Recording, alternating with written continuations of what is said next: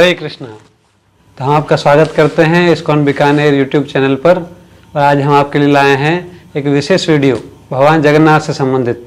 आप सब जानते हैं भगवान जगन्नाथ जो कि पूरे जगत के स्वामी हैं, बड़े विशाल भगवान हैं।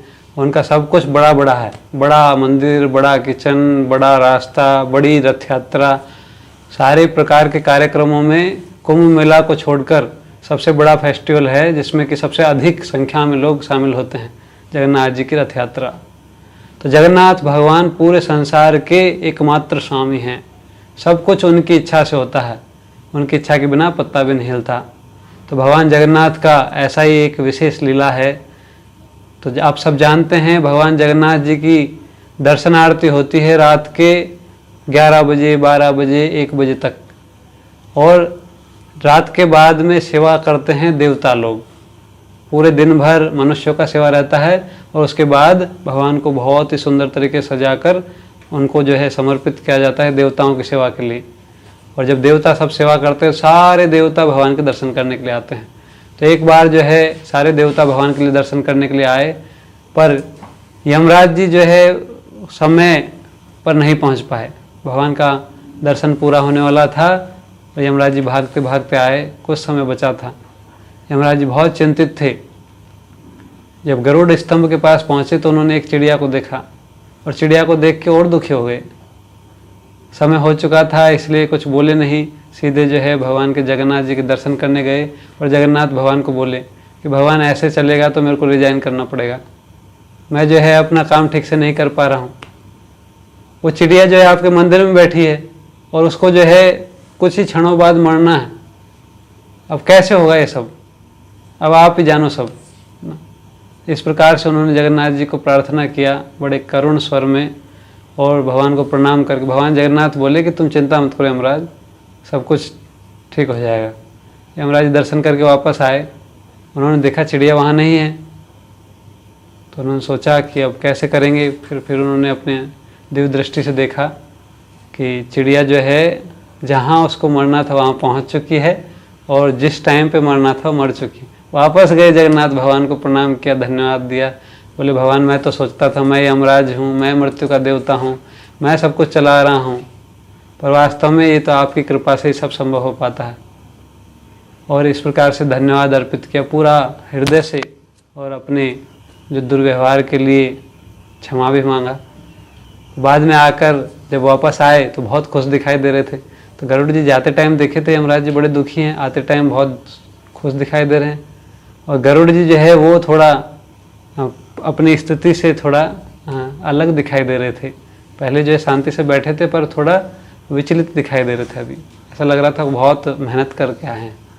तो यमराज जी को जब देखा उन्होंने तो यमराज जी से पूछा, बोले आप पहले बहुत चिंतित थे, अभी बहुत सुखी दिखाई दे रहे हैं, आनंद में दिखाई दे रहे हैं, क्या कारण है? तो यमराज जी ने पूरा बताया।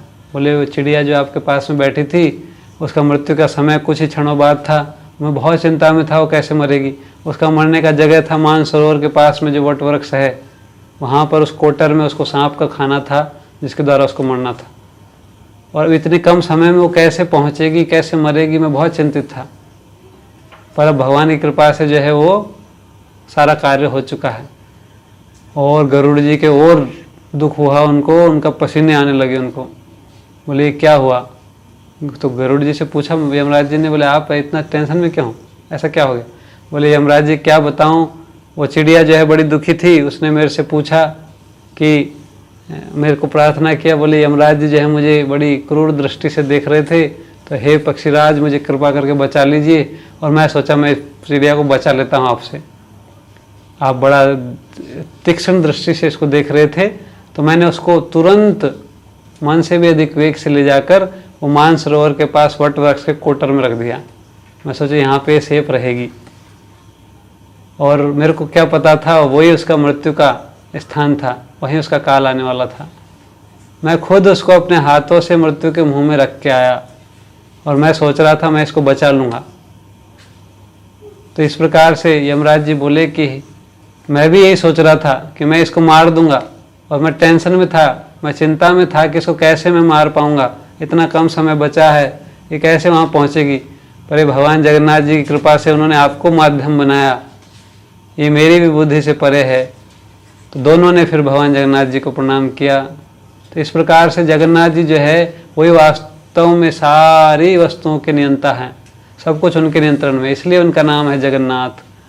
जिस प्रकार से बैल को उसके नाक में रस्सी डालकर किसान नियंत्रित करता है, उसी प्रकार भगवान जगन्नाथ सारे देवताओं, राक्षसों, असुरों, गंधर्वों, मनुष्यों सबको जो है अपने वश में रखते हैं। सारे लोग, सारे बड़े बड़े विशाल शक्ति वाले, महान शक्ति वाले देवता, तपस्वी ना, बहुत सारे जो भी जिस भी विषय में, जिस भी क्षेत्र में जो भी उत्कृष्टता है, जो भी उत्कृष्ट व्यक्तित्व है, वो सब भी भगवान के नियंत्रण में हैं। भगवान जगन्नाथ उनको भी सबको अपने अधीन किए हुए हैं, अपने गुणों के द्वारा, अपनी शक्ति के द्वारा, अपनी विशेष आकर्षक रूप के द्वारा सबको वश में किए हुए हैं। तो ऐसे भगवान जगन्नाथ सारी सृष्टि के नियंता हैं। तो आज जो है हम यही बताना चाह रहे थे कि भगवान जगन्नाथ जो है वही वास्तविक नियंता है, और हमको जो है मिथ्या अभिमान त्याग देना चाहिए कि हम नियंत्रण हैं। भगवान भगवता में बोलते हैं, भोक्तारम यज्ञ तपसाम सर्वलोक महेश्वरम सुहृदय सर्वभूतानाम ज्ञात्वा माम शांतिम रक्षति। कि जो मुझे सबका भोक्ता, सबका नियंत्रक और सबका परम प्रिय मित्र मानता है, वो वास्तविक शांति को प्राप्त करता है। तो जगन्नाथ जी वही कृष्ण हैं और वही सबके वास्तविक नियंता हैं। और अगर हम इसको समझ जाएंगे तो हम सुखपूर्वक रह सकते हैं। तो हम जो है स्नान यात्रा और जगन्नाथ यात्रा के इस विशेष पावन पर्व पर ये अभिलाषा करते हैं भगवान जगन्नाथ के चरणों में कि हमको भी वो जो है अपनी चरणों में स्थान दे, अपनी कृपा प्रदान करे, जिससे हम उनके दिव्य तत्व को समझ पाएँ। हरे कृष्णा। श्रील प्रभुपाद की जय। भगवान जगन्नाथ की जय।